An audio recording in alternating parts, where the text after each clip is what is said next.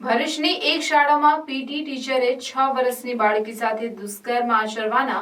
ઘૃણાસ્પદ બનાવમાં ભરૂચ કોર્ટે પીટી ટીચરને કસૂરવાર ઠેરવી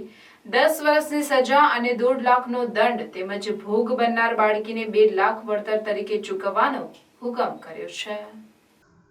સમાજમાં વાલીઓની આંખો ખોલતો કેસની વિગત એવી હતી કે કંપનીમાં નોકરી કરતા પિતા ઘરકામ કરતા માતાની એકની એક 6 વર્ષીય બાળા સ્કૂલે ધોરણ 1માં અભ્યાસ માટે જતી હતી। તે દરમિયાન સ્કૂલના પીટી ટીચર પૃથ્વીસિંહ આંબલિયા બાળકીને વારંવાર ગેમ્સનો પીરિયડ પૂરો થયા બાદ બળાત્કારનો ગંભીર ગુનો કરી ભૂલકા જેવી બાળકીને ગુપ્ત ભાગે જાતીય હુમલો કરતો હતો। ઘરે ગયેલ બાળકીને માતાએ પૂછતા કાલી ઘેલી ભાષામાં બનાવની સમગ્ર હકીકત ઉજાગર થયેલી હતી। માતાએ માસૂમ દીકરીએ કહેલી તમામ હકીકત પોતાના મોબાઈલમાં રેકોર્ડ કરી દીધી હતી, જે અંગે ભરૂચ ડિવિઝન પોલીસ મથકે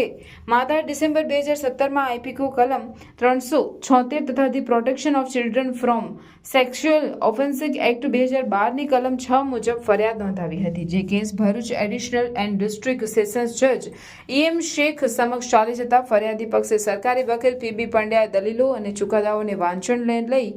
આરોપી પીટી ટીચર પૃથ્વીસિંહ આંબલિયાને કસૂરવાર ઠેરવી જાતીય સતામણી કરવા બદલ 10 વર્ષની સજા અને 1.5 લાખનો દંડ ફટકારવા સાથે ભોગ બનનારને 2 લાખ વળતર તરીકે ચૂકવવા હુકમ કર્યો છે।